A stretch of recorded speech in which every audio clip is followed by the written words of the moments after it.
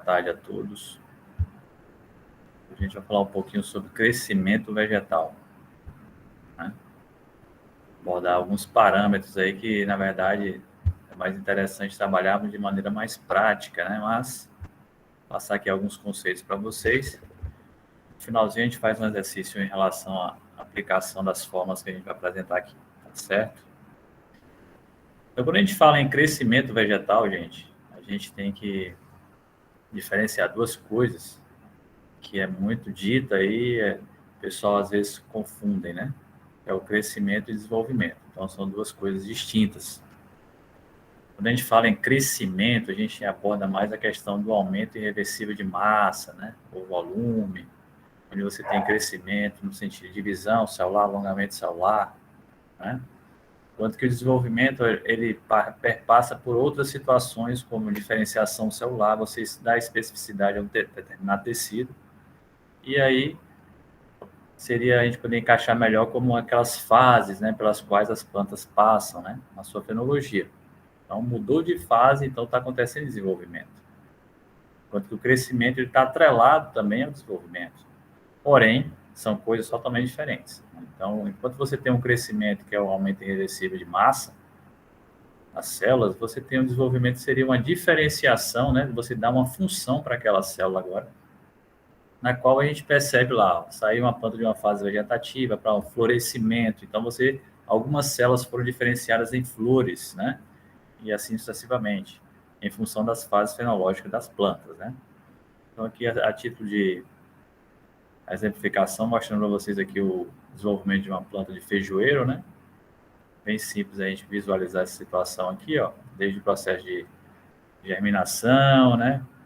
Desenvolvimento da radícula, crescimento do hipocótilo, abertura dos cotilédones, né?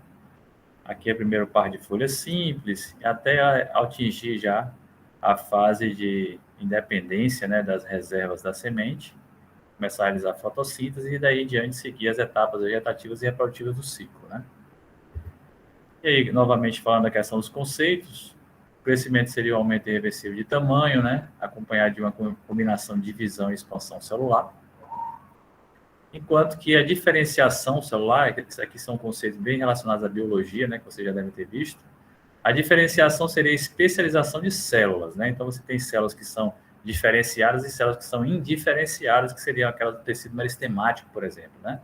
Então, aquela multiplicação celular, então, nos ápices caulinares e ápices radiculares, né, que são tecidos ricos em tecidos meristemáticos. Então, a partir dali, daquela massa celular indiferenciada, é que vai acontecer a diferenciação em uma raiz, né? Em uma folha, em um caule, que seja, né? Então, a diferenciação seria isso, a especialização de células, né? E o desenvolvimento estaria atrelado justamente ao que eu comentei anteriormente, que é a mudança das fases fenológicas, né? Então, diferentes etapas por qual passa o vegetal, vai desde a germinação, juvenilidade, né? As etapas vegetativas, florescimento, né? Maturação, né? Florescimento está dentro da fase reprodutiva também, até o final do ciclo, que seria a senescência das folhas e futuramente senescência da planta como um todo, né? Então, todo o ciclo, né, fenológico, que é justamente o estudo, né, de fenômenos periódicos durante um determinado período. Então, cada planta tem a sua fenologia, né? Um feijoeiro com um ciclo de 90 dias, uma soja com 120, né, um milho com 90, 120, depende das cultivares, né? Então, são estudos desses fenômenos periódicos. Durante todo esse período, vai ser estudado todas as etapas, né, das fases vegetativas e das fases reprodutivas dessas plantas, né? Claro que as culturas anuais vão ter um ciclo mais curto, né, do que as culturas perenes. A exemplo da videira, né, da mangueira, que já tem ciclos bem mais longos. E esse crescimento e desenvolvimento ele resulta da ação conjunta de 3 níveis de controle.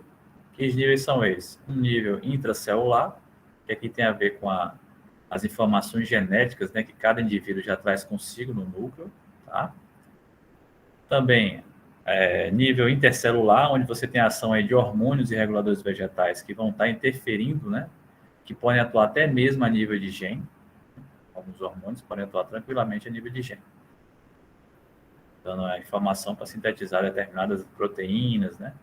De importância lá para a planta vegetal de modo geral. E também a nível extracelular, que aí nesse caso aqui a nível extracelular seriam todos os fatores ambientais que podem interferir, né? Nesse crescimento e nesse desenvolvimento, seja favorecendo ou inibindo o vegetal, como luz, né? Nutrientes, temperatura, até mesmo a ação de pragas e doenças, né?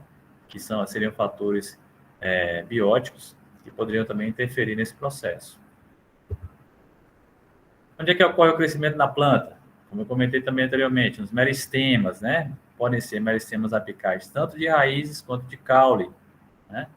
Então, tanto os meristemas apicais de raiz como de caule seriam os pontos de crescimento. Se a gente for avaliar uma monocotiledônia como a cana, né, o milho, o crescimento do colmo do milho, né? O crescimento que é o caule do milho, o colmo da cana, que é mais fácil a gente visualizar, né? Que na cana tem aqueles nós, né? Entre um nó e outro é o entrenó. Então, naquele entrenó, basicamente, já no nó, na parte superior do nó, né? Você tem um nó, e aqui é o entrenó, que é onde fica acumulado o caldo, né? Da cana, né? Onde fica a sacarose. Então, aqui nesses nós, tem uma parte que é uma zona de crescimento, né? Que é rica em tecido meristemático, que promove aquele crescimento, né, do colmo, né? Do entrenó. Então, se você tem algum problema lá de deficiência hídrica, né? Principalmente, você vai ter um entrenó bem mais curto. Isso é visualizado na cana também, é fácil até de visualizar isso aí no campo, né? Bom, a parte superior também dos nós das monocotiledôneas, que é isso que eu falei para você, no caso, do exemplo da cana, que faz parte, né? Na base das folhas também delas, de gramíneas, de poáceas de modo geral, né? Milho, cana. Né? O câmbio vascular, que é um tecido também meristemático, nesse caso aqui é um tecido secundário, né? Não é mais um tecido primário. E só acontece em dicotiledôneos, esse crescimento, esse câmbio vascular que vai dar aquele crescimento em espessura, né? O tronco, o crescimento do tronco dessas plantas aí de dicotiledôneos. E algumas condições devem ser levadas em consideração, principalmente fatores exógenos e endógenos. Quais seriam esses fatores externos, né? Que vão interferir? Como eu comentei também, água, né? Disponibilidade hídrica, oxigênio, né? Faz parte do processo de respiração, seja das raízes, né?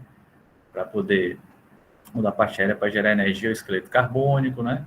CO2, a fotossíntese, temperatura, luz, envolvidos no processo fotossintético e nutrientes também que provêm do solo. Esses aqui seriam fatores que nós chamamos de fatores exógenos, ou fatores externos, né, que seriam necessários ao crescimento.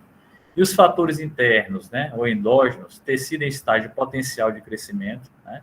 Então, aquela massa de meristemática que pode ser diferenciada, né, o controle genético, síntese e ação também dos hormônios. Então, aqui você já vai ter o controle intra e intercelular agindo, né, de forma endógena. E aí a gente pode fazer essa avaliação desse crescimento dessas plantas através de uma técnica que nós chamamos de análise de crescimento. Então, a gente vai avaliar alguns parâmetros, né? Parâmetros lineares e parâmetros não lineares, que seriam parâmetros fisiológicos. E aí, Blackman, né? Briggs e West e Watson, desde a década lá de 50 e 20, na verdade, né? Esses pesquisadores, eles consideraram que o método padrão para a estimativa da produtividade biológica seria a gente fazer esse estudo de análise de crescimento, né, para a gente poder ver essa produtividade biológica, a biomassa que foi produzida, né, pelos vegetais, a gente poder mensurar isso aí. Esse aqui é o grande objetivo da análise de crescimento. Bom, o crescimento é resultado do balanço entre fotossíntese e respiração. Então, a formação de toda a biomassa vegetal, a gente sabe que tem a parte que foi produzida pelo processo fotossintético, né? Então, a radiação, pigmentos, todo aquele processo converteu a energia luminosa em energia química na forma lá de carboidratos. E aí esses carboidratos eles vão ser utilizados no processo respiratório, que a gente já viu tudo isso aí. Porém, durante o dia a gente sabe que aquelas folhas que são mais fontes do que dreno, porque já atingiram o máximo de expansão, né? Então elas são mais fontes do que dreno. Então as folhas nunca deixam de ser dreno, porque elas são seres vivos e vão estar respirando. Só que a proporção de fonte é bem maior do que de dreno, né? Então as folhas maduras já atingiram a sua máxima expansão. Então, essa relação fonte-dreno tem tudo a ver com isso aí também. Então, você sabe que o crescimento é resultado do balanço entre fotossíntese e respiração. Então, você tem lá toda a fotossíntese que foi produzida, que nós chamamos de fotossíntese bruta, né? Menos o que foi consumido pela respiração, a gente vai obter o que? A fotossíntese líquida, que é realmente o que você tem disponível para poder lançar lá para o crescimento, né? Ou para a manutenção do organismo vegetal. Então, isso vai resultar no saldo que pode ser positivo ou negativo, né? Depende se a planta está ganhando ou está perdendo massa. Então, vamos supor, uma condição onde o tempo está nublado, principalmente, um exemplo, plantas de milho, são plantas C4, metabolismo C4. Então, um tempo nublado, já o rendimento dela já vai cair bastante, porque ela precisa de muita luz, né? Para poder produzir bastante fotossimilares. Então, gerar mais energia. Então, uma condição mais nublada já é mais prejudicial para as plantas do metabolismo C4, por exemplo, né? O que já não é tanto para C3, né? Que isso já dá um alívio na questão metabólica para as plantas C3, são mais sensíveis ao processo de fotorrespiração que a gente não consegue mensurar muito em planta C4, tá?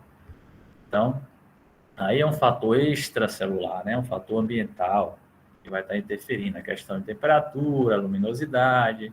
Então, esse balanço entre o que foi produzido na fotossíntese e o que foi consumido na respiração é que vai nos dizer qual é a fotossíntese líquida, qual é a nossa produção, né, que nós temos, qual é a biomassa que foi produzida realmente em função de todo esse processo fotossintético e respiratório que acontece ao longo das 24 horas, na verdade, da respiração, né, ao longo das 24 horas na planta e o processo fotossintético ao longo do dia, tá? Então, essa produção biológica ou a fitomassa é o resultado da atividade fotossintética e da absorção de elementos minerais do solo. Né? Então, menos o que foi consumido pelo processo respiratório, né? Então, aí você vai ter a sua fotossíntese líquida, toda a biomassa líquida que foi produzida. Aí, o pesquisador Litt definiu ser todo material, que é produtividade primária? Todo material formado em uma comunidade de plantas, por unidade de área de terreno, por unidade de tempo. Então, vamos supor, gramas por metro quadrado por dia, então joules por metro quadrado por dia. Então, a produtividade primária, isso aqui a gente pode mensurar, né? Gramas por metro quadrado por dia. Com plantas, você pode ter um experimento onde você pode mensurar tranquilamente essa quantidade que foi produzida, né, de produtividade primária por dia. Então, tem-se como fazer com esses parâmetros de análise de crescimento que a gente vai falar daqui a pouco. Bom, aqui nós temos essa imagem aqui nesse fluxo, né, que nós chamamos de fluxo de matéria e energia, a partir do processo fotossintético. Então, com o processo fotossintético, nós já vimos que há geração de carboidratos, né? Seria a nossa produção primária, né? Então, o que fazer com essa produção primária? Qual o destino da produção primária? Então, ela tem vários destinos. Pode ser utilizado para o processo respiratório, né, para gerar excretos carbônicos, gerar energia, como já comentamos. Pode ser também armazenado no vegetal, é até considerado aqui nesse fluxograma como o primeiro armazenamento, né? Pode também ser utilizado na síntese de material metabólico estrutural pela planta, tá? Então, quando é utilizado para essa síntese, além disso, uma próxima etapa que pode acontecer é o quê? Esse material se novamente seguir para um armazenamento, né, pelo vegetal, ou pode também ser utilizado para dar manutenção à estrutura do vegetal, né, o funcionamento, seja para absorção, né, seja para uma ampliação da maquinária fotossintética que foi degradada em função de uma fotooxidação, por exemplo, né, renovar, fazer a síntese de novo de algumas enzimas que foram degradadas também. Então, isso eu só estou me referindo à manutenção do organismo vegetal, do que está sendo, vamos dizer assim, desgastado e precisa de uma manutenção, né? Precisa ser reposto, tá? Então, só estou trocando aqui 6 por meia dúzia na manutenção. Eu não estou criando nada de novo. Quando eu crio algo de novo, vou criar novos ramos, novas partes da planta, eu vou estar crescendo. Então, ela vai estar deslocando toda essa parte que foi produzida para o crescimento. Então, vou gerar novos ramos, né, com folhas, Então, eu vou estar o quê? Crescendo, certo? Senão, eu vou estar apenas gerando, né, substâncias para dar manutenção ao organismo que já existe. Ou também eu posso armazenar para uma utilização futura, né? Seja para o próprio crescimento ou até mesmo para continuar a manutenção do organismo que já está formado, né? Então, aqui são alguns destinos, né, da produtividade, dos assimilados, né, praticamente, que foram produzidos aqui com a fotossíntese. Então, aqui são alguns fluxos pelos quais são permeados a produtividade primária. E aí nós temos algumas medidas de crescimento que são lineares e não lineares, né? As lineares são fáceis, né, da gente poder fazer, mensurar. Apenas no visual a gente consegue ver muita coisa também, né? Já as não lineares são aquelas medidas mais fisiológicas, aquelas que têm algumas formulazinhas que a gente tem que aplicar, né, nos dados que a gente vai obtendo em experimentos, por exemplo, né? Aqui são alguns exemplos de medidas de crescimento lineares, né? Por exemplo, medindo a altura da planta, né? E mostrando para vocês a altura da planta, a área da folha, certo? Avaliando aqui comprimento e largura. A mesma coisa aqui, ó, o ramo, né? Comprimento do ramo. Aqui são alguns exemplos de medidas de medidas lineares de crescimento. Aqui, diâmetro de caule, né? Aqui a gente pode ver duas situações, um com paquímetro normal e outro digital, né? Então, diâmetro de caule, o tamanho do internó, né? Do entrenó aqui, ó, isso também influencia. Então, o pessoal que trabalha com questão hídrica, por exemplo, isso aqui é bem variável, né? Quando você dá um regime hídrico maior para uma planta, esse entrenó aqui tende a ser maior, né? Então, você vai ter um crescimento melhor da planta, né? Quando você tem um déficit hídrico. Então, isso aqui acaba sendo mais encurtado, né? Na cana, a gente visualiza isso com maior facilidade. A gente vê aqueles internó curtos, geralmente é função de falta d'água, grande parte das vezes. Aqui tem alguns equipamentos que a gente também utiliza, né, de laboratório, que aqui é um medidor de área foliar, é um scanner, na verdade, né? A gente coloca aqui a área foliar e ele vai fazer a leitura e vai nos dar em centímetros quadrados, né?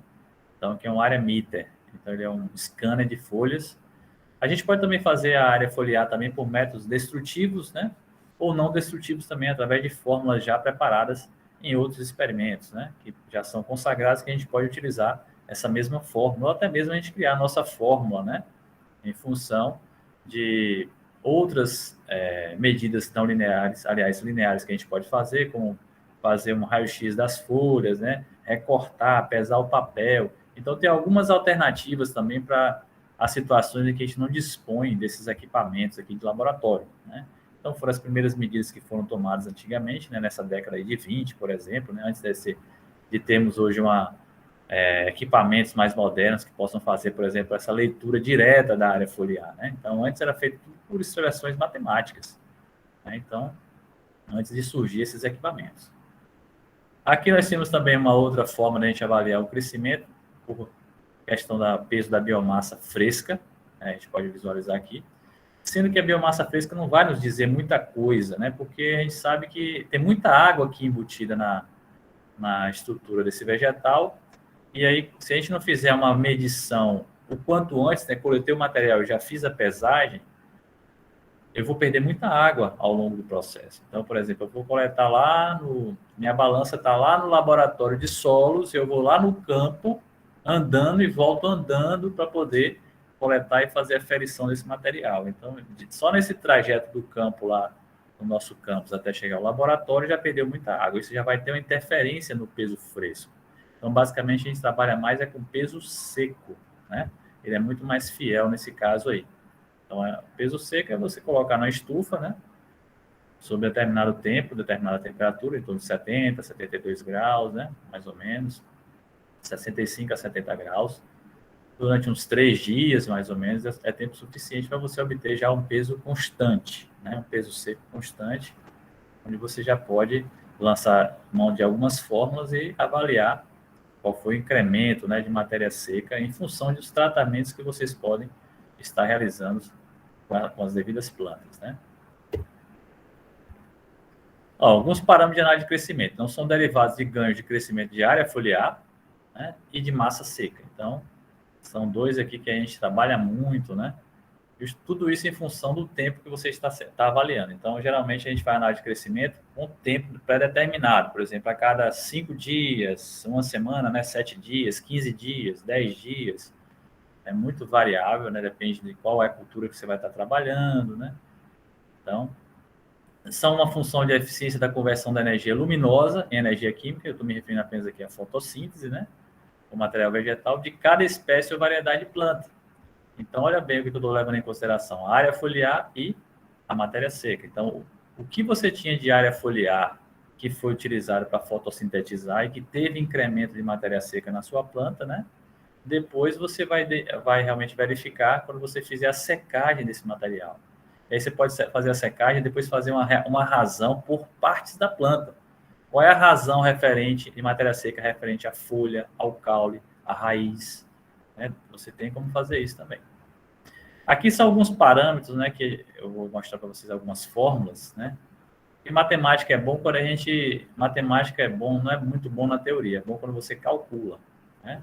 A não ser quando o professor vai fazer a derivação das equações e etc., né? Que não é o nosso caso aqui. Matemática é bom quando a gente está calculando, a gente aprende muito mais calculando, então ao final dessa aula a gente vai ter um exercíciozinho para vocês fazerem, tá? Então aqui são alguns parâmetros, né, de análise de crescimento, alguns estudos de medidas não lineares, né? Na verdade, medidas fisiológicas, como a taxa de crescimento absoluto, taxa de crescimento relativo da planta, razão de área foliar, taxa de assimilação líquida, né? Taxa de crescimento foliar relativo, taxa de crescimento da cultura, índice de área foliar, duração da área foliar, índice de colheita. Então, aqui são alguns parâmetros, né, que são utilizados em análise de crescimento, em experimentos, né,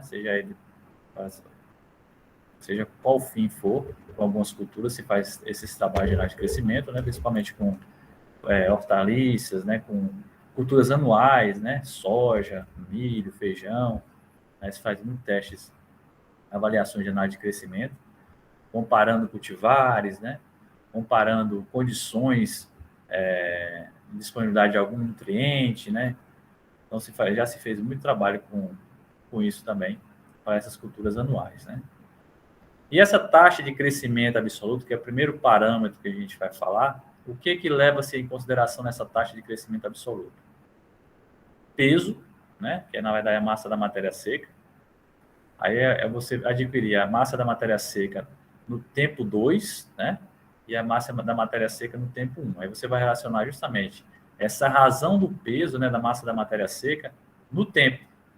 Se você já definiu o seu tempo, é a cada 5 dias, 7, 10, 15 dias, então você já tem aqui a sua razão de tempo, né?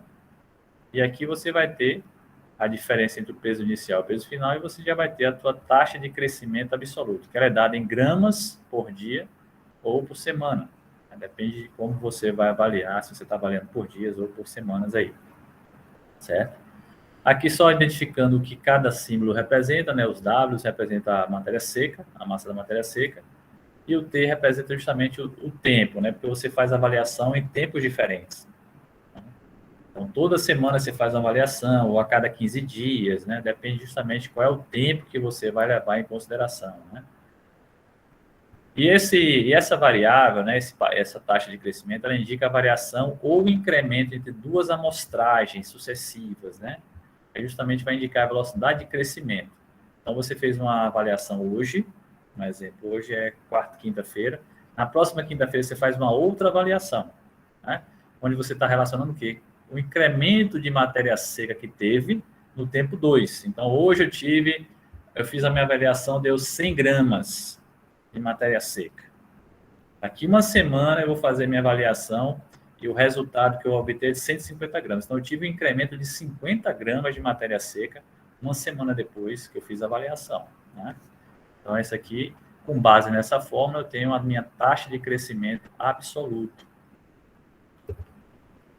A taxa de crescimento relativo, né? Eu já vou levar em consideração agora o logaritmo, a razão de logaritmo neperiano da massa seca 2, em razão, menos a logaritmo neperiano da massa seca 1. Né? Então, agora eu já vou envolver uma conta de logaritmo aqui, tá? E vou relacionar isso com o tempo também, né? Onde eu vou ter em gramas por gramas dia. Então, vai expressar o incremento de matéria seca por unidade de peso inicial, certo? Tudo isso dentro de um intervalo de tempo. Então, a taxa de crescimento relativo varia ao longo do ciclo vegetal, pois depende de dois outros fatores de crescimento, que é a área foliar útil, né? E a taxa disseminatória líquida, que a gente também vai ver aqui.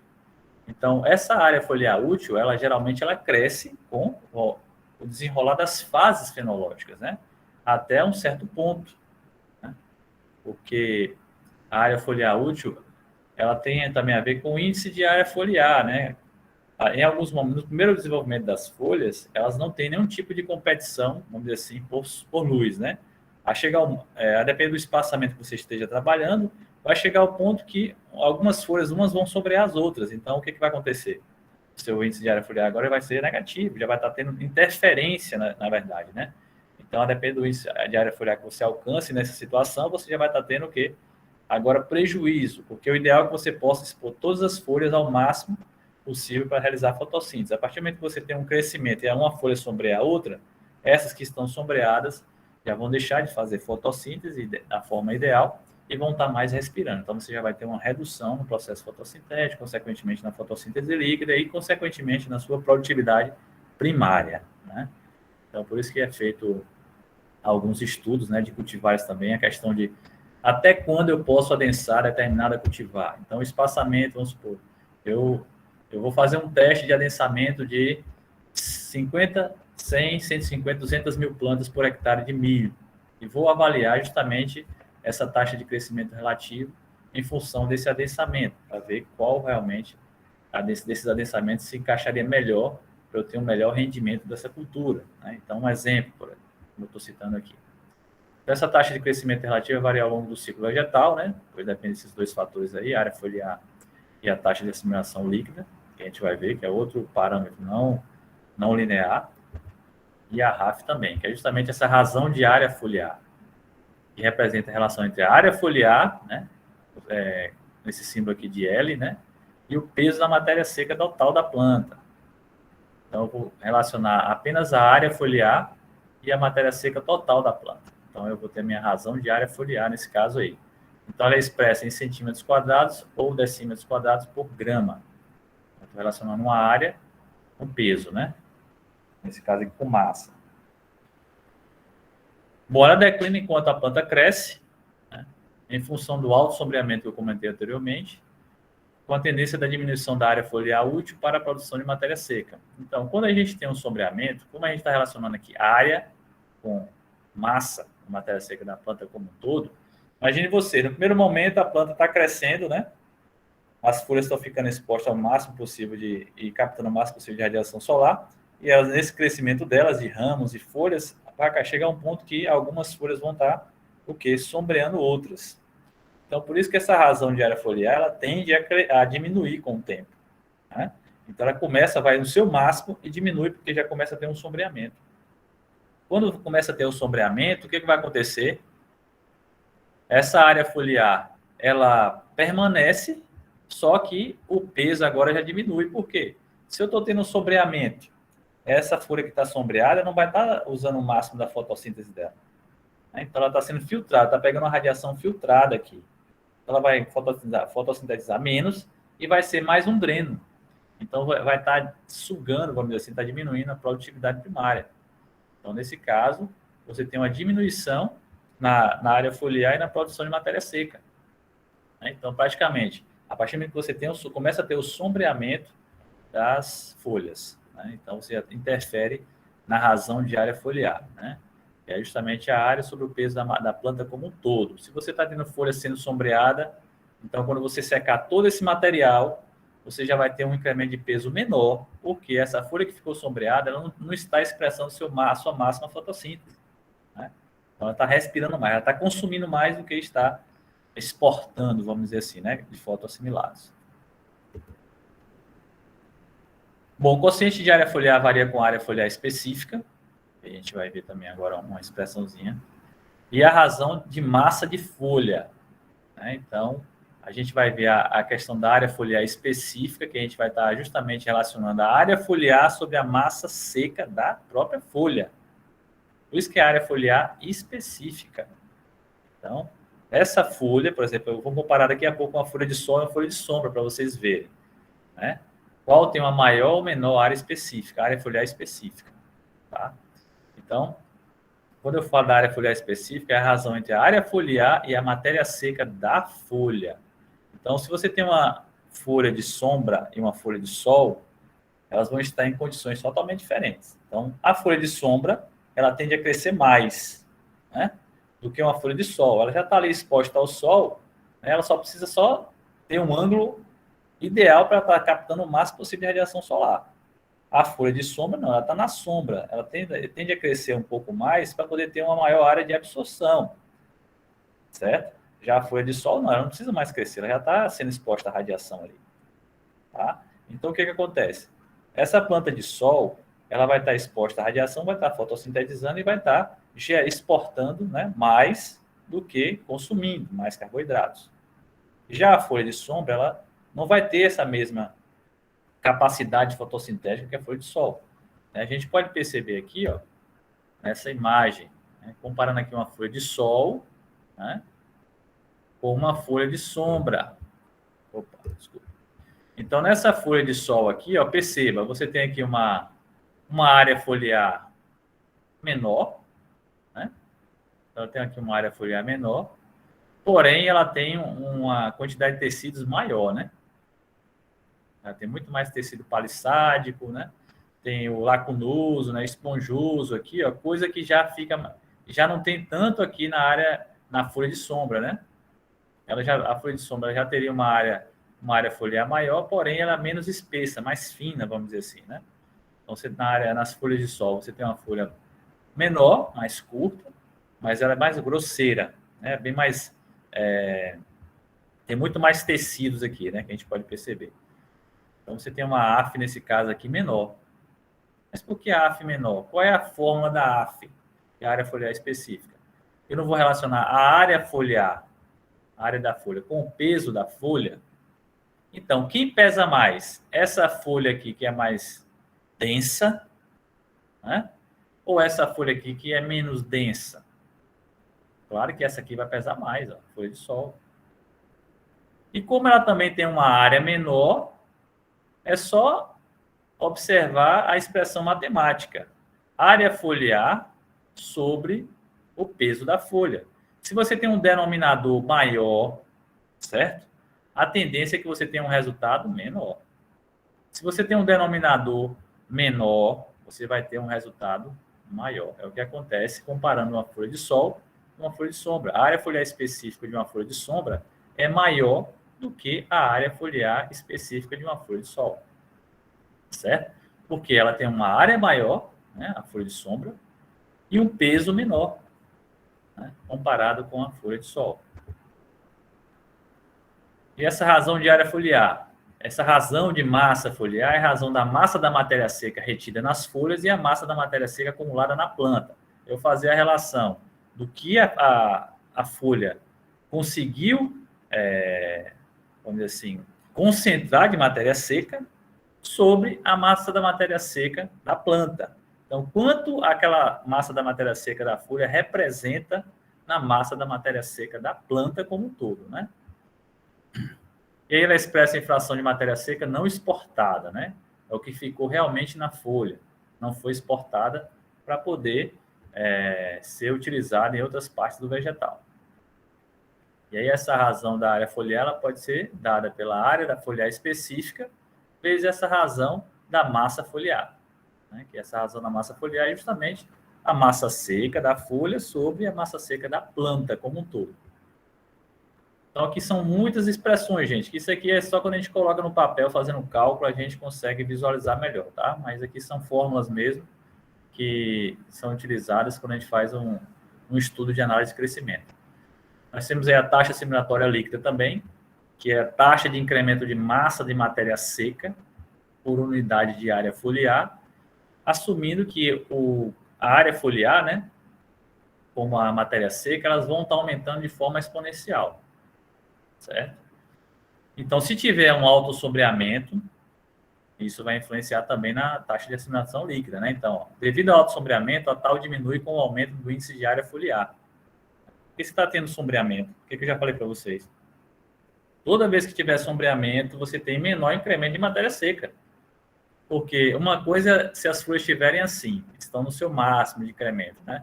A partir do momento que tiver algum tipo de sombreamento, essa parte sombreada ela já não vai estar fotossintetizando de forma adequada, então você já está diminuindo o incremento de matéria seca. Então, devido ao alto sombreamento, a taxa de assimilação líquida diminui com o aumento do índice de área foliar e, consequentemente, com o crescimento da comunidade vegetal. E quando você tem um crescimento de área foliar e comunidade vegetal, a tendência de você ter sombreamento é muito maior. Ela serve para o estudo de comparação entre espécies e média eficiência de uma planta na produção de matéria seca. Então, por exemplo, isso aqui, essa taxa de assimilação líquida, ela é interessante quando a gente vai fazer um estudo de comparação entre espécies, né? Então, vamos lá, a espécie que tem um comportamento de crescimento, né, foliar mais inclinado ou mais prostrado, né, por exemplo. Então, você vai ter um sombreamento maior ou menor, né? Então, isso aí já vai dar uma tal maior, quando você tem um sombreamento menor, do que uma planta que tem um comportamento, né, uma disponibilidade das folhas numa condição mais plana, onde você vai ter um maior sombreamento. Então, a tal, comparando essas espécies, tende a ser menor, a taxa assimilatória líquida. Se eu tiver com a mesma espécie, com desenvolvimentos foliares diferentes em função do melhoramento. Então, você faz o melhoramento vegetal com o objetivo de você adensar mais plantas com arquitetura foliar o mais inclinada possível, para você obter o máximo da radiação solar e ter incremento de matéria seca. Então, se eu pegar uma planta que foi melhorada, ela selvagem tinha um comportamento mais ou menos assim, plano foliar, né? E aí eu fiz um melhoramento nessa planta e ela começou a inclinar o ângulo dela, né? Então, ela tende a ter um maior incremento de produtividade, né? Então, a taxa assimilatória líquida tende a ser maior, nesse caso, né? Um exemplo aí, comparando só em função da arquitetura foliar, né? Aqui é a formazinha que pode ser trabalhada, né, para poder expressar a taxa de assimilatória líquida. É novamente o peso, o logaritmo aqui da área foliar, certo? Relacionado também novamente à área foliar e ao tempo. Então, ela é dada em gramas por decímetro quadrado por dia. Então, essas informações aqui você adquire no experimento que você estiver fazendo, né, que é o peso final, né? O final, que eu digo, na segunda avaliação, né, que você vai estar relacionando com a primeira avaliação para ver o que realmente você teve de incremento ou não, né? Na taxa assimilatória líquida. Você tem até como identificar o momento que começou o sombreamento. E você fazendo essa análise, essa análise de crescimento, o que acontece? Você vai vindo acompanhando o crescimento da planta, né? Se você estiver trabalhando com espaçamentos aí, variando espaçamento e tudo mais, vai chegar ao ponto que você vai ter uma tal, ela tal vai cair. Então, você subentende-se que o quê? Você chegou num ponto em que você está tendo muito mais sombreamento, né? Então, sua taxa assimilatória líquida tende a cair. Aí você pode identificar, né? Aquele espaçamento, até aquele espaçamento eu consegui ter uma tal elevada, tive uma boa produtividade primária, né? Já em função desse outro espaçamento aqui, realmente ele não foi legal, porque eu tive uma tal bem menor, né? Então o incremento foi bem menor de matéria seca. Bom, a taxa de crescimento da cultura também é um outro parâmetro, né? Vai representar a quantidade total de matéria seca acumulada por unidade de área de solo, né? Ou substrato em determinado tempo também. É a taxa de produção de matéria seca de uma comunidade vegetal, né? Que é expressa em gramas por metro quadrado por dia. E a expressão dela é dada por o peso, novamente, né? Massa da matéria seca sobre a área, né? A área ocupada pela cultura, do tempo, né? Então, se você estiver trabalhando a nível de campo, então você vai ter a área ocupada lá em função do espaçamento, ou se você estiver trabalhando com substrato, né? É a área ocupada pelo substrato, né? Então, se você estiver trabalhando em vaso, né? Coisa do tipo. Aí você tem a taxa de crescimento também da cultura, que pode ser obtida pela relação entre a taxa assimilatória líquida e o índice de área foliar. Né? Então, aqui você vai ter a taxa de crescimento real da cultura, porque a taxa de assimilação líquida ela vai dizer o ponto até quando você pode ter, se eu estiver trabalhando com espaçamento, o exemplo dele, né? Então, até onde você está crescendo, né, a sua taxa assimilatória líquida, quer dizer o quê? A partir do momento que a curva envergar, vamos dizer assim, né, do crescimento de começar a cair, é aquele momento onde você já percebe que o autossombreamento já está interferindo, né, na produtividade da cultura, né? E, consequentemente, você vai ter um maior índice de área foliar, porque as folhas estão crescendo, né? Então, as plantas estão crescendo e estão gerando mais folhas. Então, o índice de área foliar tende a aumentar. E toda vez que o índice de área foliar aumenta, o risco de ter sombreamento aumenta também. Então, essa taxa de crescimento absoluto você relaciona a tal e o índice de área foliar, que é dado em gramas por metro quadrado por dia. E o que é esse índice de área foliar que eu tanto falei, né? Ele é adimensional, né? Isso mesmo. Representa a área foliar total por unidade de área de terreno. Então, é área por área, né? Metros quadrados por metro quadrado, então não tem um valor, né? Não tem uma unidade de medida, é adimensional nesse caso aí. Funciona como indicador de superfície disponível para interceptação e absorção de luz. Pode variar com a população de plantas, distribuição de plantas e variedades. Então, cada planta, né, dependendo do espaçamento que você vai trabalhar, ela tem um índice de área foliar máximo, né? Que seria o ideal, a partir do qual você tem um maior incremento de matéria seca. Acima daquele ali, você vai estar tendo prejuízo, né? Porque você já vai ter sombreamento. Então, tem um máximo, cada planta tem o seu máximo de índice de área foliar ideal. Então, existe o índice de área foliar ótimo para cada cultura, que varia geralmente de 2 a 5, né? Então, depende de qual é a cultura aí, onde o 2 já pode ser o ótimo para uma cultura e pode ser ainda baixo para outra cultura, considerando que o índice de área foliar para ela seja 5. Né? Então, aqui é só demonstrando que o que significa cada um desses valores, né? Justamente em torno da... Eu estou relacionando a área sobre área, então ele representa 5, no caso 2 significa 2 metros quadrados de área foliar, que ocupa 2 metros quadrados de solo. 5 metros quadrados de área foliar, que ocupa 5 metros quadrados de solo. Né? Então, porque eu estou relacionando área sobre área. Então, a área da folha sobre a área do terreno, né? A área da superfície do solo ao qual eu estou trabalhando. Ou se for em vaso, o que seja, né? Então, depende como você esteja executando o seu experimento. E a duração da área foliar, né? Então, cada folha, pessoal, tem a sua ontogenia, que a gente chama, que é um ciclo, né? Então, toda folha tem o seu ciclo aí. A gente sabe que algumas folhas duram mais do que outras, tá? E a gente sabe também que fatores também bióticos podem provocar uma senescência, né? Não digo nem senescência, uma abscisão foliar mais rápida em função do ataque desses micro-organismos, né? E isso interfere no incremento de matéria seca, né? Consequentemente, aqui a produtividade da planta. E essa duração, né, o tempo em que é mantida fotossinteticamente ativa, a superfície foliar, então você tem folhas aí, a depender da planta, que pode durar 80, 90 ou 100 dias, né, fotossintetizando, né? Dificilmente uma folha que esteja num ambiente sombreado, ela vai conseguir manter essa vida útil dela aí, né, tendo um ambiente sombreado. Então, basicamente, as folhas toda folha tem uma vida útil, como eu falei. Então, praticamente, se a gente for levar um exemplo aqui para o caso da videira, né, que é a folha que mais nutre o cacho, é a folha oposta ao cacho.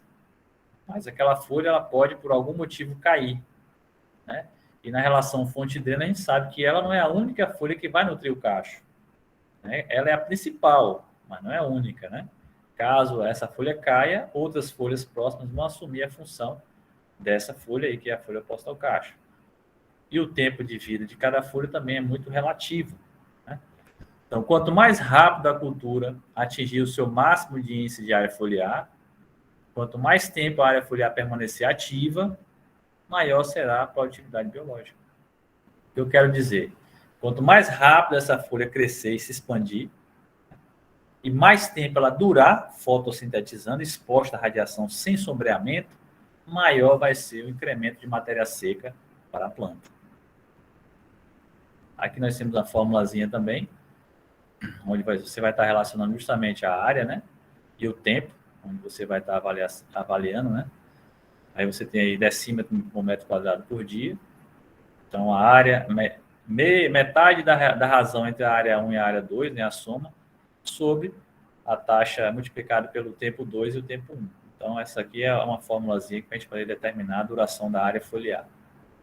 E depende do tempo que você vai estar avaliando, como eu falei para você, depende da cultura. Cultura de ciclo curto, geralmente você faz uma avaliação, um tempo mais curto, por exemplo. Se a gente estiver trabalhando com rabanete, que o ciclo é bem curto, 5 dias é o suficiente, né? Não mais do que isso, senão você vai ter um intervalo muito grande e você vai perder muita informação quando você coloca um intervalo muito grande com a cultura de ciclo curto. E o índice de colheita é o que todos querem que essa razão aqui seja a melhor possível, né? E essa razão aqui vai lhe dizer justamente o que você produziu, né? Pela produtividade, a biomassa total que você que foi investido, né? Então, vamos supor, você tem lá, você produziu 100 cachos de uva por planta, né? Vamos dizer assim. Uma única planta produziu 100 cachos de uva. Né? Então, você vai relacionar os cachos com a biomassa total daquela planta. E são os cachos e os ramos e folhas e tudo, né? Então, você vai fazer essa relação aí, que é o índice de colheita, né? Que é o quociente frequentemente usado para medir a eficiência de conversão de produtos sintetizados em material de importância econômica. Então, você relacionar a biomassa toda da planta, da videira, com a biomassa só dos cachos. Né? Então, os cachos sobre a biomassa total da videira. Você vai achar 0, alguma coisa, né? O índice de colheita. O objetivo é obter variedades com alto índice de colheita e alta densidade populacional, né? Então, quanto mais você puder adensar e conseguir obter o máximo possível da cultura, melhor. Você vai ganhar em produtividade. Lembrem que produtividade é relação por unidade diária. É quanto você produziu naquela área específica. Por exemplo, eu tenho 10 hectares e produzo 10 toneladas de... 10 toneladas, não é exagero. Eu tenho 10 hectares e produzo 1.000 quilos, 120 sacas de soja, por exemplo. Tenho 10 hectares e produzo 120 sacas de soja. Essa é a minha produção. Né? Qual seria a minha produtividade? Eu vou dividir as 120 sacas por 10 hectares. Né? Então, nesse caso, vai dar o quê? 12 sacas por hectare. Então, essa seria a minha produtividade. Então, tudo que eu fizer buscando aumentar a minha produtividade, então, todos esses estudos de adensamento de plantas, né? Testando cultivares melhoradas, tudo que eu fizer para aumentar o meu número de plantas, para ter um maior índice de colheita, né? E poder ter o maior número de plantas e ter o maior índice de colheita, eu vou estar ganhando em produtividade. Então, nesse caso, por exemplo, eu posso ter essas mesmas 120, um exemplo, né? Lógico, depende muito do manejo. E um único hectare. Então, eu vou multiplicar isso aí por 10, né? Então, eu vou ter 120 sacas de soja por hectare, né? Então, em 10, eu vou ter 1.200 sacas, né? Em 10 hectares. Então, toda vez que eu puder incrementar, né, o índice de colheita, melhorar meu índice de colheita, eu vou ter maior rendimento, maior produtividade. E é o que todos os produtores buscam, né? Então, essas variáveis, esses parâmetros fisiológicos, né, que seriam parâmetros não lineares, essas equações que eu estou mostrando para vocês, o grande objetivo é sempre a gente fazer esse monitoramento, né, para verificar se você está tendo um melhor retorno, né, uma melhor produtividade, testando lá uma determinada cultura, determinada cultivar, se ela melhor se adapta àquela região, ou testando aí diferentes cultivares, ou testando espaçamentos diferentes, né? Então, são estudos que utilizam muito desse tipo de análise, né? Análise de crescimento. Bom, em relação a uma cultura madura, o índice de colheita define-se como uma razão entre a massa da matéria seca da fração econômica produzida e a fitomassa seca total colhida. É a mesma coisa se eu fosse secar todos os cachos de uva e relacionar com toda a matéria seca total da planta, né? A diferença é que eu fiz ele com o peso fresco. Então, eu peguei todos os cachos e pesei toda a planta também, a biomassa verde. Eu posso fazer isso com a matéria seca, que é o que mais se faz, principalmente com culturas anuais, né? Com graníferas. Né? O exemplo é de soja, feijão, né? Então, se faz também com e hortaliças. Tá? Então, aqui são alguns exemplos que a gente pode trabalhar, justamente relacionando o que você produziu, né, matéria seca do que você produziu, com a matéria seca de toda a planta. Então, é o que você produziu com o restante que você não vai usar como o seu foco econômico. Né? Então, vamos supor a macaxeira. Né? O meu foco é a raiz. Né? Se eu sou produtor de raiz, o meu foco é raiz. Na macaxeira a gente se aproveita tudo, né? Mas vamos supor que eu sou só produtor de raiz de macaxeira. Então eu vou trabalhar a minha cultura de forma que eu vou buscar ampliar, ter raízes maiores, né? Mais robustas, mais incrementadas com matéria seca. Isso eu vou ter um melhor índice de colheita. Então, se eu pegar uma raiz que me deu lá, uma planta que me deu, vamos supor, 20 quilos, né? E desses 20 quilos aí, a massa seca toda da planta, né? Vamos supor que foi 20 quilos, né? Esses 20 quilos, desses 20 quilos, 15 quilos era só de raiz. Então, eu faço a relação, 15 sobre 20, essa vai ser o meu índice de colheita. Né? Aí, o outro cultivar eu obtive também, de 20 quilos eu obtive 10 de raiz. Então, deu para perceber que o índice de colheita da primeira foi maior do que da segunda. Né? Então, aí você já tem um estudo, né, comparando cultivares, né, nesse sentido, onde você vai ter um índice de colheita. Você pode avaliar o índice de colheita de cada uma dessas cultivares. Tá? Não esquecendo que tudo isso aqui tem uma interação, né, gente? Então, se você vai ter um maior desenvolvimento de raiz ou de fruto que seja, quer dizer que você deu um manejo adequado, né? Você deu uma maior disponibilidade de radiação para as folhas não ficaram muito sombreadas, né? Então, você deu uma adubação adequada, né? Então, teve disponibilidade de água. Então, estou levando em consideração que com todos os fatores ótimos, você tende a aumentar o seu índice de colheita. Mas se você fez um manejo adequado, a tendência é você ganhar em produtividade. Aqui a formulazinha, né, mostrando a massa seca do produto econômico que você quer, né, vamos supor, os grãos da soja, sobre a massa seca da planta como um todo. Né? Então, essa aqui é a relação índice de colheita. Então, eu posso fazer também a biomassa verde, né? Como eu falei para você, a biomassa seca ela é mais certeira, né? Ela é mais objetiva, porque você vai ver o que realmente teve de incremento na matéria seca, né? Porém, isso não impede que você também faça a biomassa fresca, e vai ter diferença também. Aqui é um exercício para vocês fazerem, pessoal. Ó, aqui nesse exercício, veja bem, eu peço para vocês calcularem a taxa de crescimento absoluto e a taxa de crescimento relativo, né? Com base nessas informações aqui embaixo. Aqui eu tenho uma planta pequena, onde o primeiro peso aqui que eu estou relacionando foi o de 1 grama. Tá? Uma semana depois, eu fiz a segunda avaliação e obtive 2 gramas. Tá? A mesma coisa eu fiz com a planta grande. Então, eu tenho 2 plantas aqui, uma planta pequena e uma planta grande. Na planta grande, eu fiz também a mesma aferição, obtive 10 gramas, e na planta grande, na segunda avaliação que eu fiz, né, uma semana também depois, eu obtive 11 gramas. Aí pergunta-se qual é a taxa de crescimento absoluto, em gramas por semana, e a taxa de crescimento também relativo, que também é em gramas por semana, porque esse aqui é o tempo que foi determinado nesse exercício aqui, nesse exemplo.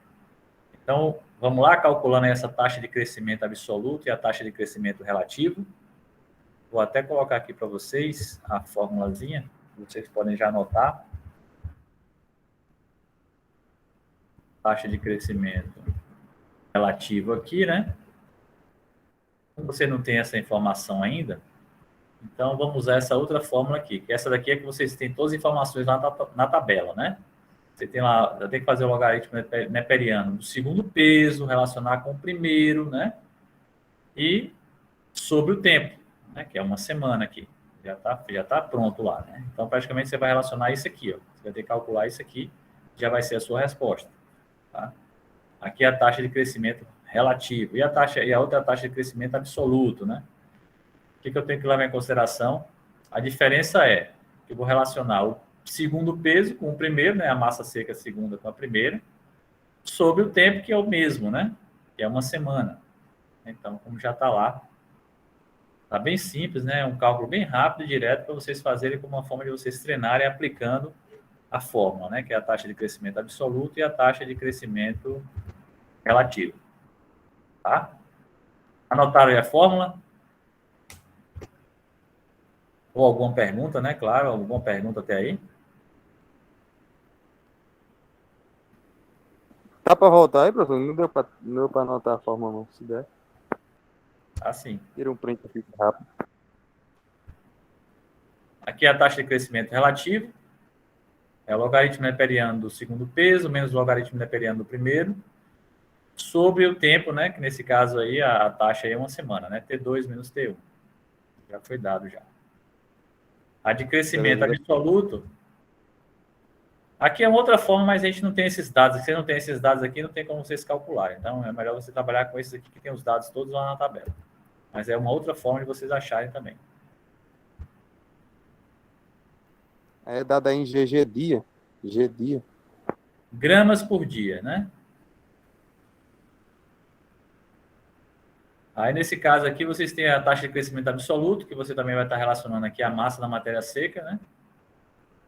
Nesses dois momentos de avaliação, e o tempo, né? Que também é uma semana, a mesma coisa aqui. Tá? Nesse caso aqui vai ser gramas por semana, né?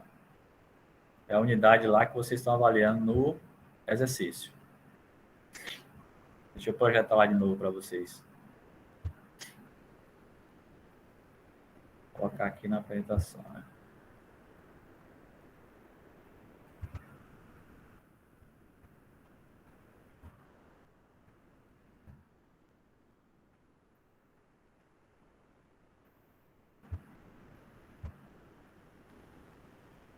Aí vai ser gramas por semana e gramas por semana, né? Na taxa de crescimento absoluto. Por aqui já dá para responder, nem precisa colocar muito na fórmula, né? Qual dessas aí você teve um maior crescimento, uma taxa de crescimento, na verdade, relativa? E qual dessas aí você teve a maior taxa de crescimento absoluto, né? Se você observar, a variação é a mesma, uma semana. Mas, se você observar, uma planta que saiu de 1 grama para 2 gramas, ela teve um aumento de quantos por cento? Aqui a gente pode observar até por dobrou, não é isso? Né? Aqui dobrou. Aqui só teve um aumento de 10%, né? Praticamente. O incremento aqui foi muito menor, apesar dela ser uma planta grande, comparado com essa planta aqui pequena, né? Então, já dá para ver. No visual aqui, você já percebe que essa daqui, o incremento foi bem maior do que nessa planta.